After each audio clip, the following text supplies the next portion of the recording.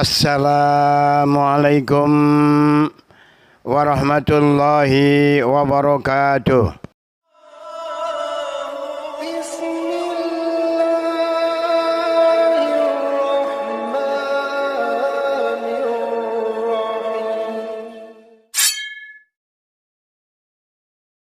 Alhamdulillah. Alhamdulillahilladzi khalaqas samawati wal ard wa ihtilafil laili wan nahar. Asyhadu an la ilaha illallah wahdahu la syarikalah wa asyhadu anna Muhammadan abduhu wa rasuluh. Wassalatu wassalamu ala Rasulillah Sayyidina Muhammad ibn Abdillah wa ala alihi wa ashabihi wa mawalah.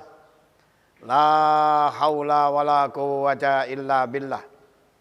Allahumma salli wa sallim ala habibina wa nabiyyina Muhammadin wa ala alihi wa ashabihi al-mujahidin at-tahirin. Amma ba'.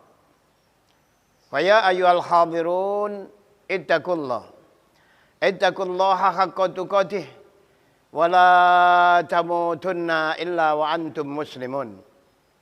Qala Allah Ta'ala fi kitabihil karim, a'udzu billahi minasy syaithanir rajim. Wa ma umiru illa liya'budullaha mukhlishina lahuddin. Al-ayah.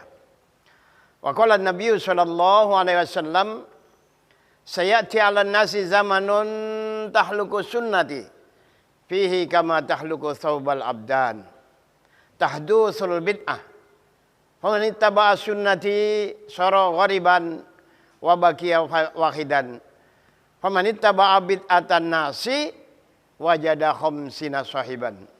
Shadaqallahul azim wa balagha rasulullahil karim wa nahnu ala dzalika minasy syahidin wasakirina walhamdulillahi rabbil alamin.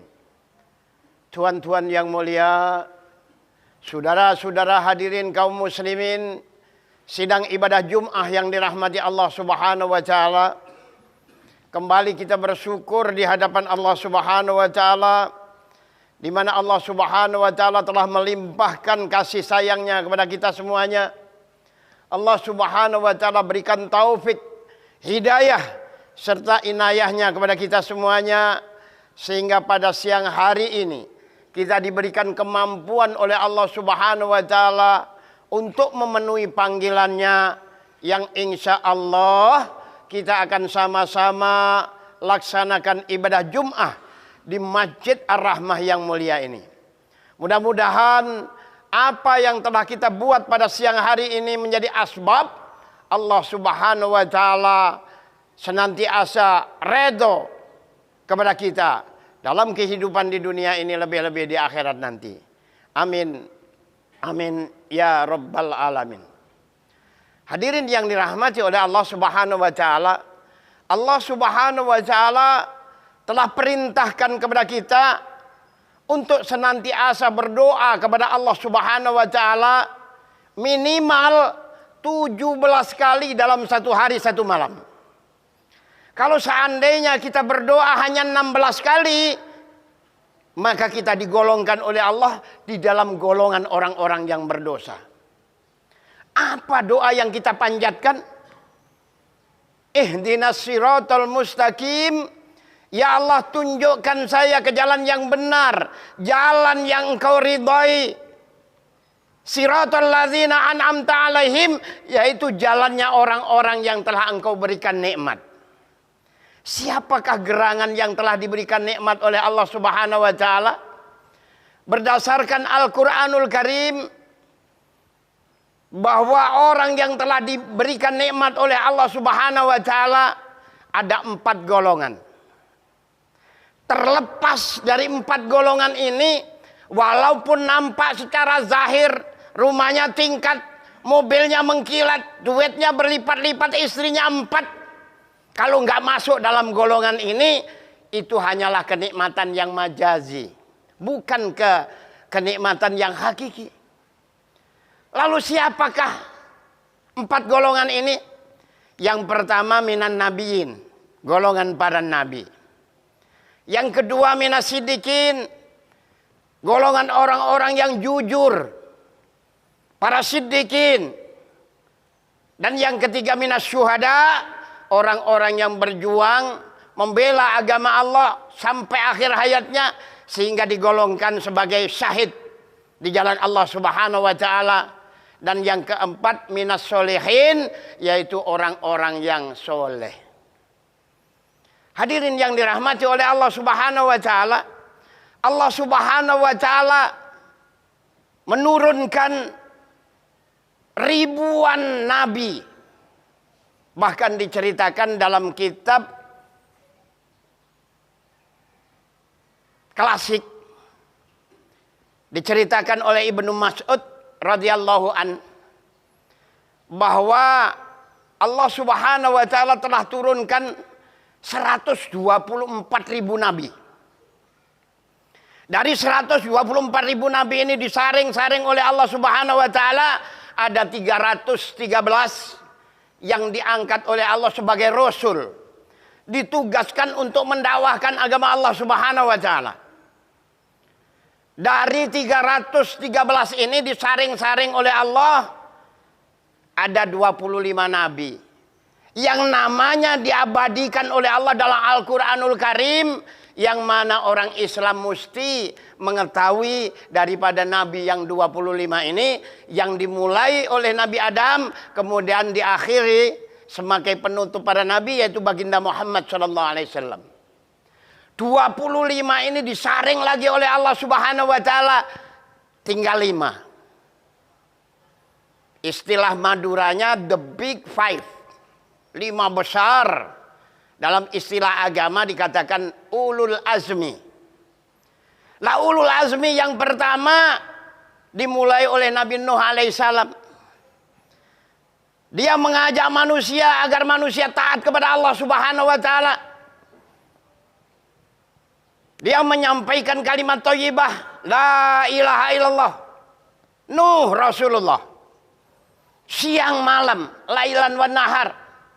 Berapa lama? 950 tahun. Tidak tanggung-tanggung, Pak. Siang malam masuk kampung, keluar kampung, masuk lorong, keluar lorong. Dia sampaikan kebesaran Allah Subhanahu wa taala. Berapa banyak yang ikut? Hanya kurang lebih 83 orang saja. 950 tahun Nabi Nuh mengajak manusia, nggak banyak orang yang ikut, hanya kurang lebih 83 orang saja yang mau naik di kapal Nabi Nuh alaihissalam. Lah menurut logika kita nggak berhasil, nggak sukses. Tapi yang dilihat oleh Allah bukan hasil. Karena hidayah ada dalam genggaman Allah. Innahu hudallah. Sesungguhnya hidayah itu ada dalam genggaman Allah. Para nabi, para rasul, umat manusia diperintahkan untuk mengajak, untuk buat dakwah. Ini hanya sekedar melaksanakan perintah. Hidayah tetap ada dalam genggaman Allah. Maka kalau siang hari kita mengajak manusia, kita ketuk pintu saudara kita, kita ajak untuk taat kepada Allah, itu nilainya hanya 10% saja. Yang 90% kita ngadu kepada Allah di malam hari. Wal mustaghfirina bil ashar, di sebagian keheningan malam, sepertiga akhir waktu sahur, kita ngadu kepada Allah. Ya Allah, saya telah datang ke rumah si fulan bin fulan. Saya hanya bisa mengetuk pintu rumahnya, tapi saya tidak mampu mengetuk pintu hati saudara saya. Maka ketuklah pintu hati saudara saya agar dia mau beriman kepadamu ya Allah, dan beriman kepada Rasulmu. Nabi Nuh berdakwah muter-muter di kampung sendiri selama 950 tahun. Hanya kurang lebih 83 orang saja yang mau naik kapal daripada Nabi Nuh alaihissalam.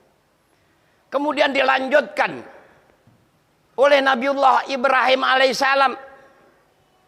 Metode dakwah tidak sebagaimana Nabi Nuh. Kalau Nabi Nuh dakwahnya makomi, Tapi kalau Nabiullah Ibrahim alaihissalam, dakwahnya, metode yang dibuatnya adalah intikoli. Tinggalkan keluarganya, tinggalkan kampung halamannya. Ketika itu dalam keadaan yang sangat mendesak. Nabi Ibrahim dapat perintah dari Allah, di mana istrinya Hajar bersama anaknya Ismail yang masih merah di tengah padang pasir yang tidak ada kehidupan. Baginda Nabiullah Ibrahim alaihissalam berkata kepada istrinya, dia memberitahu bahwa dia akan melaksanakan perintah Allah. Hendak pergi, tanya, ila aina ya Ibrahim, suamiku. Kemana engkau wahai suamiku Ibrahim? Apa jawab Nabi Ibrahim? Inni muhajirun ila rabbi. Saya berhijrah untuk melaksanakan perintah Allah subhanahu wa ta'ala. Kalau memang itu perintah Allah, silahkan engkau pergi. Maka istri dan anaknya ditinggalkan di tempat yang tidak ada kehidupan. Baginda Rasul tinggalkan istrinya bukan 40 hari, bukan 4 bulan, bukan setahun, tapi 13 tahun. Pergi tinggalkan anak istri. Di mana ibu daripada Ismail, Siti Hajar, hanya ditinggali beberapa genggam kurma. Sehingga ketika kurma itu habis, tidak ada lagi yang dimakan. Putranya Ismail menangis karena kelaparan, menjerit karena kehausan, di mana air susu pun habis. Betapa kasih sayangnya seorang ibu melihat anaknya menjerit, menangis kehausan, dia lari ke sofa, lari ke marwah sampai 7 kali. Yang hari ini jemaah haji di Mekah setelah tawaf dia mesti sa'i, mengikuti risalah daripada ibu Siti Hajar, daripada ibu Nabiullah Ismail alaihissalam. Tenaga seorang wanita naik gunung, turun gunung, ketika sudah capek. Kalau tadinya takluk kepada makhluk, barangkali di balik gunung ada orang lewat, ada kabilah lewat. Ternyata 7 kali tidak satupun kabilah yang lewat. Maka ketika dia sudah loyo, sudah nggak sanggup lagi berjalan, dia ta'aluk kepada Allah. Ya Allah, memang Ibrahim suamiku adalah orang yang mencarikan rezeki kepadaku dan anakku. Namun saya yakin bahwa yang memberikan rezeki adalah engkau. Hari ini suami saya sedang melaksanakan perintah, melaksanakan tugas yang kau berikan kepadanya, maka hari ini rezeki saya dan anak saya menjadi tanggung jawab engkau. Berikan rezeki kepada saya dan anak saya, wahai Allah. Maka asbab amalan suami meninggalkan istri dan anaknya dan ta'aluk kepada Allah, maka Allah subhanahu wa ta'ala turun tangan. Dengan asbab hentakan kaki Ismail, maka mancur zam-zam, keluar air. Sehingga sampai hari ini dikatakan sumur Zam-Zam. Diminum oleh orang seluruh dunia, 1 senti pun tidak pernah akan kurang itu air. 1 sumur diminum oleh orang seluruh dunia, tidak pernah kurang, tidak pernah kehabisan. Tapi di Pontianak ini banyak sumur kita buat, Pak. Nggak ada hujan 1 bulan, kering semua. Hadirin yang dirahmati oleh Allah, ini asbab amalan daripada Nabiullah Ibrahim yang mengutamakan perintah Allah daripada perintah keinginan hawa nafsunya. Kalau hawa nafsunya inginnya nungguin anak istri. Tapi karena ini perintah Allah, dalam keadaan yang terpaksa, tidak ada kehidupan, dia tinggalkan anak dan istrinya di antara Safa dan Marwah. Dengan asbab amalan Nabi Ibrahim, Allah subhanahu wa ta'ala tolong keluarga Nabiullah Ibrahim alaihissalam. Intan surullaha yansurkum. Barang siapa membantu agama Allah, maka Allah akan membantu dia. Tidak hanya dia, keluarganya pun dibantu oleh Allah Subhanahu wa taala apabila kita melaksanakannya dengan baik.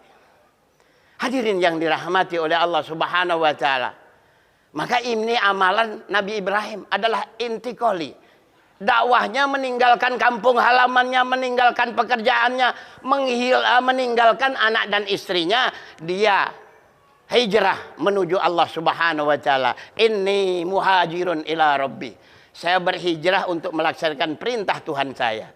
Maka dengan lapang dada, Siti Hajar memberikan maksud daripada Nabiullah Ibrahim. Kemudian dilanjutkan oleh Nabi Musa alaihissalam. Nabi Musa ini adalah punya temperamen yang sangat keras. Sekali kepala orang Kipti kelepek-kelepek mati.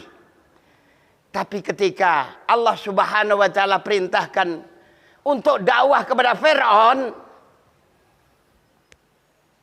ud'u ila sabili bil hikmah wal mau'izatil hasanah. Hendaknya dilaksanakan dengan hikmah dan bijaksana. Fir'aun adalah musuh bebuyutan. Orang yang paling tidak suka dengan Nabi Musa. Maka diumumkan siapa yang bisa menangkap Nabi Musa akan diberikan hadiah. Tapi ternyata ketika itu Allah malah perintahkan Nabi Musa untuk dakwah kepada Fir'aun. Padahal maksud dan tujuan setelah Nabi Musa mondok sama Nabi Syuaib 10 tahun. Dia rindu ingin jumpa dengan ibunya. Di tengah perjalanan datang perintah. Maka keinginannya dialihkan. Maksud dan tujuannya untuk berjumpa dengan ibu karena ada perintah Allah. Maka dia banting setir. Dia melaksanakan perintah Allah. Dengan kasih sayang. Dengan lemah lembut. Dengan bijaksana.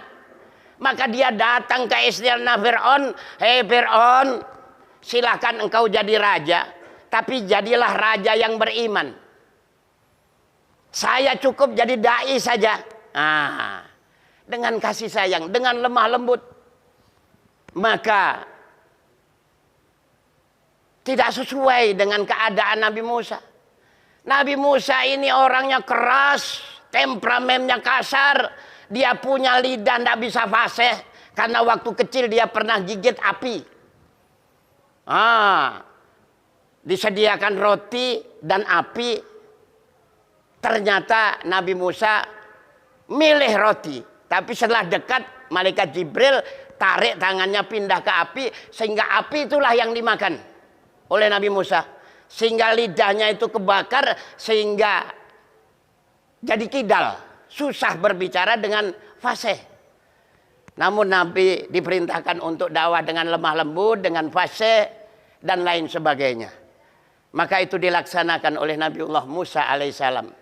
Jadi dakwah yang dibuat oleh Nabi Musa bil hikmah wal mau'izatil hasanah. Dengan bijaksana, dengan kelembutan, dengan kefasihan. Silakan kau jadi raja, tapi jadilah raja yang beriman. Saya cukup jadi dai saja. Saya nggak ngiri dengan engkau. Hadirin yang dirahmati oleh Allah. Karena Fir'aun ini bandel. Tidak mau mengikuti dakwahnya Nabi Musa. Maka Allah turunkan balak kepada mereka. Allah turunkan kodok, Pak. Kodok ini di mana-mana. Di tempat nasi ada kodok. Di istana ada kodok. Akhirnya dia berdoa. Minta tolong kepada Nabi Musa. Agar Nabi Musa berdoa kepada Allah. Agar disingkirkan kodok-kodok ini. Maka kalau manusia buat dakwah, orang-orang kafir minta tolong kepada dai-dai. Karena hari ini umat Islam baru ibadah, belum melaksanakan dakwah, maka orang kafir buat main-mainan kita. Hadirin yang dirahmati oleh Allah Subhanahu wa taala. Maka dakwah Nabiullah Musa alaihissalam bil hikmah wal mau'izatil hasanah. Lalu dilanjutkan oleh Nabi Isa al-Masih. Metode dakwah yang dibuatnya bil juhdi, dengan juhud. Nabi ini tidak terkesan dengan keindahan dunia ini. Karena dia sibuk dakwah sehingga tidak sempat mengumpulkan duit, tidak sempat cari duit. Sehingga dia miskin, Pak. Tidak punya apa-apa, tidak punya rumah. hanya punya satu gayung dan satu sisir. Ketika melihat kaumnya minum pakai tangan, dia berkata, ternyata masih ada orang yang lebih miskin dari saya. Kalau saya masih punya satu gayung, tapi kaum saya tidak punya apa-apa, sehingga minum pakai tangannya. Dia tidak terkesan dengan apa yang dimiliki, maka gayung yang tinggal satu-satunya diberikan kepada kaumnya. Dia berjalan lagi melihat kaumnya menyisiri, merapikan rambutnya dengan jari jemarinya. Dia berkata, ternyata masih ada orang yang lebih miskin daripada saya. Kalau saya masih punya satu sisir, tapi orang ini sisir saja nggak punya, sehingga menyisiri rambutnya dengan jari jemarinya. Maka sisir yang satu-satunya itu diberikan kepada orangnya. Di dalam hatinya tidak terkesan dengan keindahan dunia ini. Maka metode dakwah Nabi Isa dengan zuhud, tidak terkesan dengan gemerlapnya dunia ini. Kemudian ketika Nabi Isa Al-Masih diangkat oleh Allah, mutawafi'uka, diwafatkan. Sinonimnya dipenuhi janjinya. Karena Allah pernah berjanji ketika Nabi Isa berdoa ingin menjadi umat Nabi Muhammad SAW, dikabul oleh Allah. Dipenuhi janjinya, maka diangkat oleh Allah Subhanahu wa taala. Mutawafi'uka, dipenuhi janjinya, wa rafi'uka, ditinggikan derajatnya, wa mutahhiruka, disucikannya, kemudian ditempatkan dalam surga. Tapi bukan surga yang dijanjikan. Kalau orang Nasrani bilang Bapak yang ada di surga, tapi surga yang lain bukan surga yang dijanjikan oleh Allah. Maka sejak itulah Nabiullah Isa diangkat oleh Allah, dunia ini kosong, tidak ada seorang pemimpin. Selama kurang lebih 500 tahun. Karena dunia tidak ada pemimpin, maka manusia menjadi jahil, yang pada saat itu dikatakan zaman jahiliyah. Kurang ajar manusia, zolim kepada perempuan. Kalau punya anak perempuan dikubur hidup-hidup. Kalau nggak dikubur, dia tidak akan pernah keluar dari rumahnya karena merasa malu karena punya anak perempuan. Maka setelah baginda Rasul Sallallahu Alaihi Wasallam dihantar oleh Allah Subhanahu Wa Taala di muka bumi ini, baginda Rasul buat dakwah. Karena pertama kali ayat yang turun, Iqra bismi rabbikal ladzi khalaq, baginda Rasul dikenalkan oleh Allah dengan yang menciptakan alam ini. Mengenai masalah iman, turun ayat yang kedua, ya ayyuhal mudatsir, wahai orang yang berselimut, kum bangkitlah kamu, fa'angdir, beri peringatan, farabbaka fakabbir, tentang kebesaran Allah. Pelajaran kedua, Nabi disuruh dakwah, dakwahnya tentang iman, bukan masalah sosial, politik, ekonomi, budaya, bukan, tapi farabbaka fakabbir, tentang kebesaran Allah. Mengenai masalah iman, maka Nabi katakan, ayuhan nas qulu la ilaha illallah tuflihun. Wahai manusia, katakan la ilaha illallah, kau akan berjaya. Orang Arab akan taat kepadamu, orang di luar Arab akan bayar pajak kepadamu. 11 tahun, 13 tahun Nabi mutar-mutar di Mekah, hanya sedikit orang-orang yang mau beriman kepada Allah. Jadi dakwanya seperti dakwanya Nabi Nuh, mutar-mutar di Mekah selama kurang lebih 13 tahun. Karena banyak orang-orang yang tidak mau beriman, maka beliau hijrah. Dakwanya intikoli. Sebagaimana Nabiullah Ibrahim. Tinggalkan kampung halamannya, tinggalkan tempat kelahirannya. Orang-orang yang dicintai, yang tidak seakidah, dia tinggalkan. Dia hijrah ke Yasrib. Karena disambut oleh orang-orang Yasrib dengan senang gembira. Tola al-badru alaina min saniyatil wada, wajabas syukru alaina mada'a lillahida. Laki perempuan, tua muda menyambut Nabi dengan senang dan gembira. Orang-orang Yasrib berkata, tidak hanya menyenangkan menyambut dengan senang hati, tapi dia berusaha menyenangkan baginda Rasul. Bagaimana cara menyenangkan? Ayyuhal mab'usu fina jita fi amril muta'. Saya siap melaksanakan perintahmu ya Rasulullah. Kerjasama yang baik antara sahabat Mekah dan sahabat Madinah. Sahabat Mekah adalah muhajir, sahabat Madinah adalah ansur. Maka kerjasama yang baik antara orang yang datang dengan yang didatangi. Maka Allah subhanahu wa ta'ala katakanlah, walladzina awwa wa nasaru ulaika humul mu'minuna haqqo. Orang yang kerjasama dengan baik, saling tolong menolong, saling bantu membantu, dialah orang yang benar imannya. Karena iman sahabat muhajir dan ansor sudah benar, maka Allah berikan pertolongan. Idza jaa nasrullahi wal fath wa ra'aitan nasa yadkhuluna fi dinillahi afwaja. Ketika Islam sudah jaya, baginda Rasul melaksanakan haji ke Mekah. Orang-orang Mekah ciut mukanya, takut Nabi balas dendam. Tapi apa yang dibuat oleh Nabi? Al yauma yaumul marhamah. Hari ini adalah hari kasih sayang. Tidak ada dendam. Siapa yang datang ke Ka'bah aman. Siapa yang datang ke rumah Abu Sufyan, dia dilindungi oleh Allah subhanahu wa ta'ala. Jadi dakwahnya Nabi dengan hikmah, dengan kasih sayang, dengan kelembutan. Sebagaimana dakwah Nabiullah Musa alaihissalam. Kemudian Nabi juga juhud, Pak. Satu ketika datang ke rumah Fatimah, ke rumah Aisyah. Apakah di rumah ada makanan? Tidak ada ya Rasulullah. Dia puasa sunnah. Hari kedua tanya, nggak ada makanan. Hari ketiga nggak ada makanan. Maka dia puasa 3 hari berturut-turut. Afdhalus shaum ba'da shaumi Ramadan salasa ayamin fi kulli syahrin. Utama-utamanya puasa setelah puasa bulan Ramadan adalah puasa sunnah 3 hari tiap-tiap bulan. Ini diantara 5 sunnah muakkad yang diajarkan oleh baginda Rasul sallallahu alaihi wasallam. Kalau kita nggak ketemu makanan pagi hari, sore hari ketemu makanan. Tapi Nabi nggak ketemu makanan 3 hari berturut-turut, perutnya diganjal dengan batu.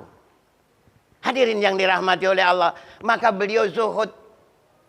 Beliau zuhud sebagaimana Nabi Isa Al-Masih.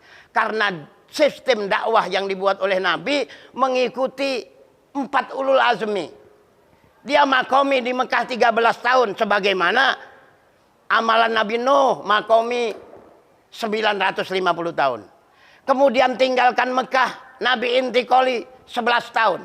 10 tahun. Sebagaimana Nabiullah Ibrahim. Nabi Muhammad juga bil hikmah sebagaimana Nabi Musa. Nabi Muhammad juga juhud sebagaimana Nabi Isa. Karena seluruh metode dibuat oleh Nabi Muhammad, maka dalam jangka waktu 22 tahun 10 bulan Nabi telah sukses menjadi orang yang paling sukses di muka ini, di muka bumi ini. Maka satu orang Nasrani dari Amerika membuat satu buku namanya Michael Hart. Dia menulis 100 orang hebat, orang sukses. Nabi Muhammad adalah orang yang nomor 1 paling sukses. Disebabkan karena amalan-amalan Nabi Muhammad mengikuti dakwah daripada ulul azmi.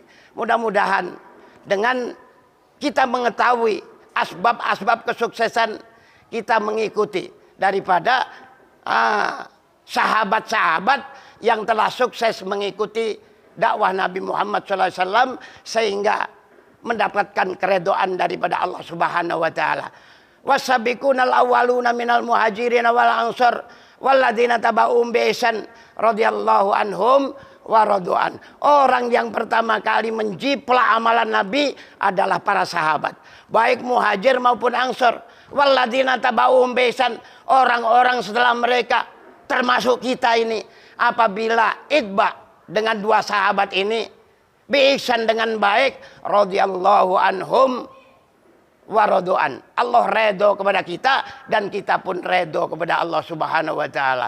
Mudah-mudahan kita diberikan kekuatan oleh Allah Subhanahu wa taala untuk bisa mengamalkan 5 amalan daripada ulul azmi sebagaimana yang telah diamalkan oleh baginda Muhammad SAW sehingga Allah ridho kepada kita, dimasukkan kita dalam golongan hamba-hambanya. Mudah-mudahan di akhirat nanti kita semuanya dimasukkan oleh Allah di dalam surganya dengan ridho dan kasih sayangnya. Amin amin ya rabbal alamin. Barakallahu li wa lakum fil Qur'anil azim wa nafa'ani wa iyyakum bima fihi minal ayati wa dzikril hakim wa taqabbal minna wa minkum tilawatahu innahu wal ghafurur rahim.